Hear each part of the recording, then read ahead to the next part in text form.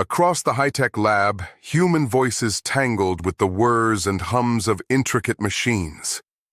The back and forth of accented English echoed off the walls, hands gesturing above advanced displays as technicians prepared for a breakthrough test. Like a nest of ants, engineers busied themselves around the faster-than-light engine, a beacon of silver at the room's center. One adjusted the shimmering panels. Another tapped rapidly on a hovering console, inputting data that glowed and then vanished.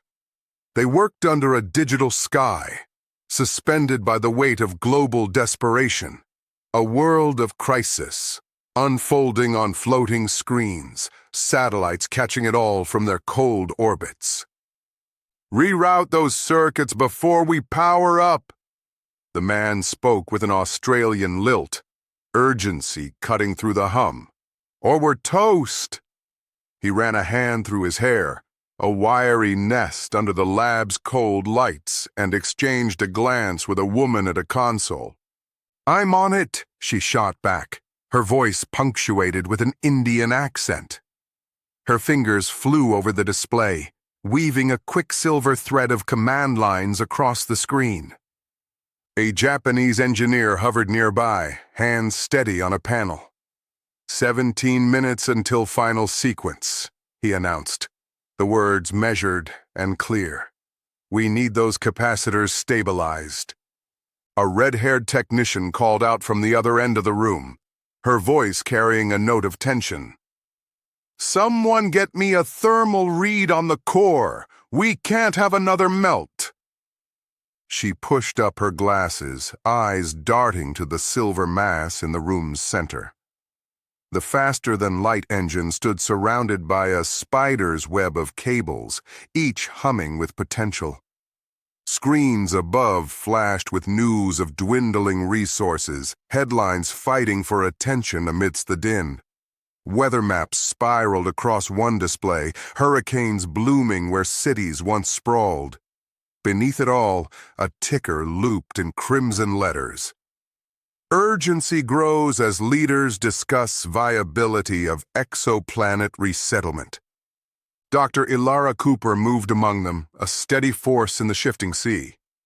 She paused by the young woman at the console. "Any luck, Tara?" she asked, her voice calm but edged with expectation. "Just about there, Dr. Cooper." Tara's fingers danced over the keys, resolving one last thread of data before it blinked green. She exhaled sharply, a momentary release. "Think I got it." Ilara placed a reassuring hand on her shoulder, a fleeting connection amidst the fray. "Well done," she said, moving swiftly to the next station. Her eyes were a mix of steel and fire, her every step a march towards the possible.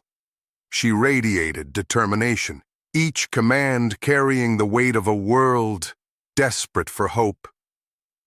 A young technician approached, a tremor in his hands. He offered a tablet to Ilara, anxiety spilling into his words. "Dr. Cooper, the drive's antimatter readout. It's, fluctuating." Ilara glanced at the data, lips pressed thin.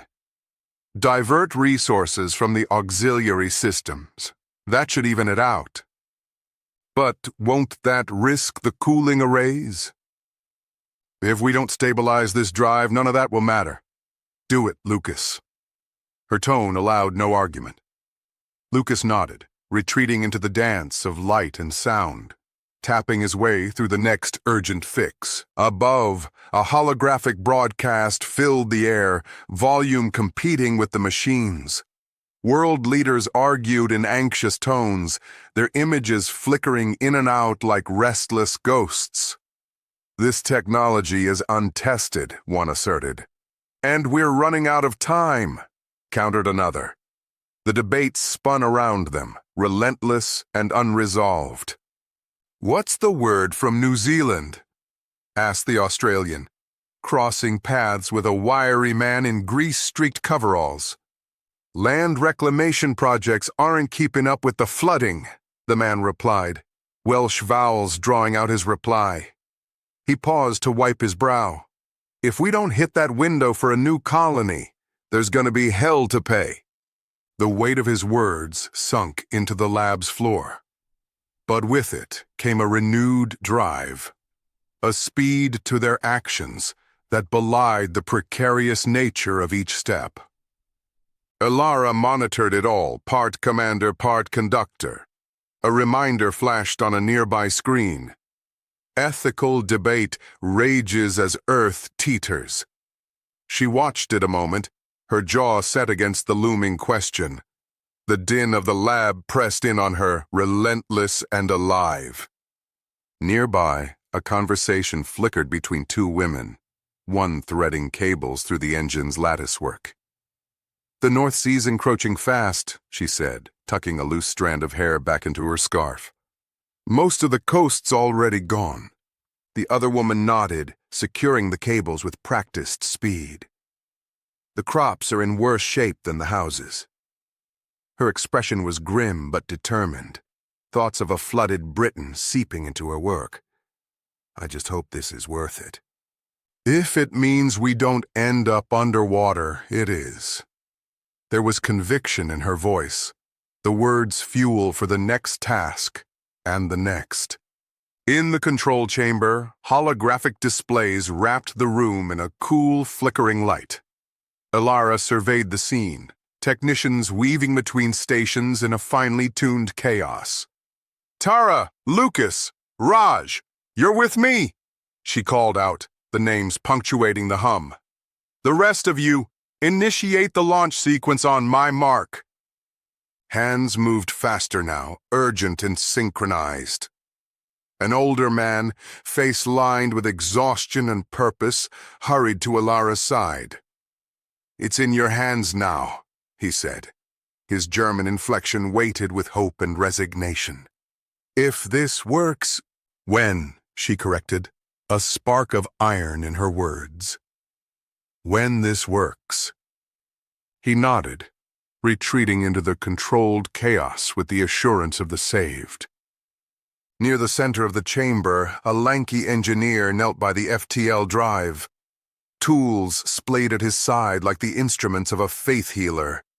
His fingers trembled on the panel, sweat beading under the effort to be steady. The others watched from their stations, the air a live wire of anticipation. Ilara stood near, catching the tremor in his hands. "Stefan," she said, voice steady, "you've got this." The young man nodded, tightening the last connection. The sound of it, the definitive click, cut through the room and seemed to still the universe beyond. He stepped back, leaving the drive solitary in its gleaming orbit. "Ready on all systems?" Ilara's question flew above them, threading through the web of screens and technicians.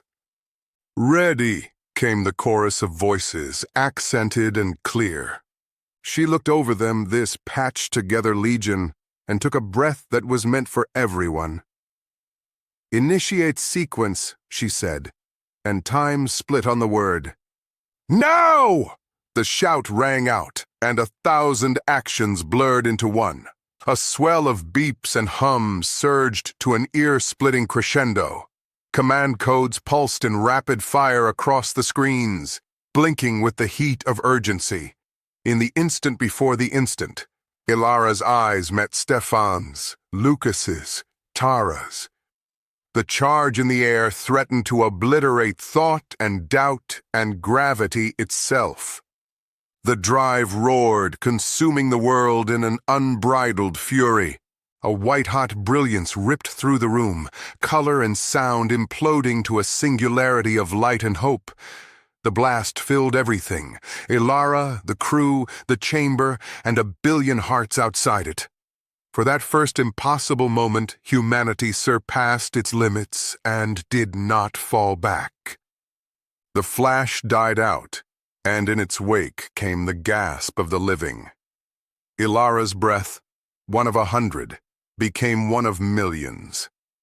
Across the earth, words found breath again, breakthrough. And at the heart of it, a woman stood steady, daring the universe to doubt her,